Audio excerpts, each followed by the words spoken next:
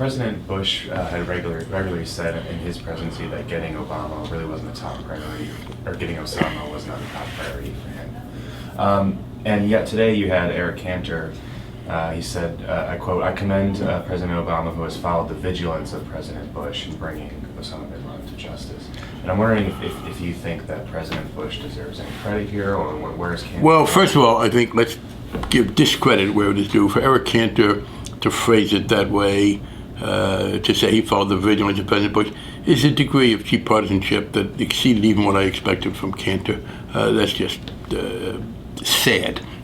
The fact is that when President Bush said it wasn't a top priority, I don't know that President Bush was a great reader of Aesop's fables, but the fox who said the grapes were probably sour when he walked away not being able to reach them comes to mind when the president said getting bin Laden was not a high priority. I think it clearly was a very high priority. It had to be, given his prominence in this whole operation and given the extent to which the failure to get bin Laden was being used to kind of deride the U.S. and paint the U.S. as too weak. Frankly, my one serious criticism of President Obama is that he's shown too much continuity with President Bush. I wish he was a little less connected to President Bush with regard to the tax cuts, although he seems to have changed that, and with regard to Iraq and Afghanistan. And let's put it this way. If President Clinton, having tried to get Obama legitimately after he killed people in Africa trying to blow up American embassies, and if Clinton had gotten Osama bin Laden, if Bush had gotten Osama after Clinton had failed, do you think Eric Cantor would have given Clinton credit and said, "Oh, good, Bush got Osama bin Laden. He showed the same vigilance as Bill Clinton"? No, not even close. Mm-hmm. But do you think that that President Obama had put more emphasis on it than President Bush had? I don't know. I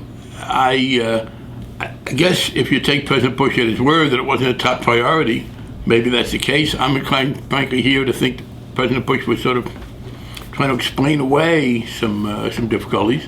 And look, this isn't something the president does personally.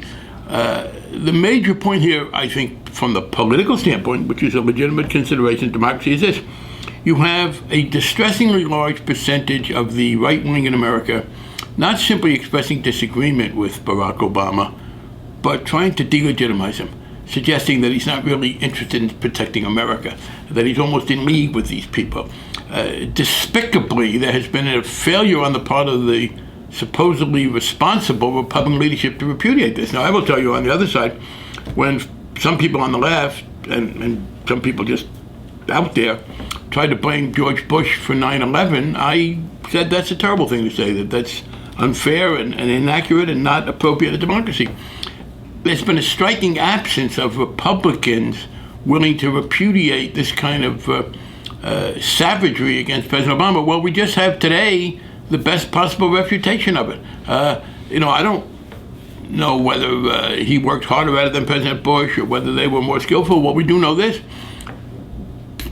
getting Osama bin Laden and getting rid of him and diminishing the role he played in worldwide terrorism was a high priority for President Clinton and for President Bush, and President Obama is the one who was able to accomplish it. And at the very least, that ought to give some refutation. I mean, maybe we've got two outrageous lies refuted within the space of a week. First, the birth nonsense, and now the nonsense that the president is not committed to fully defending American security.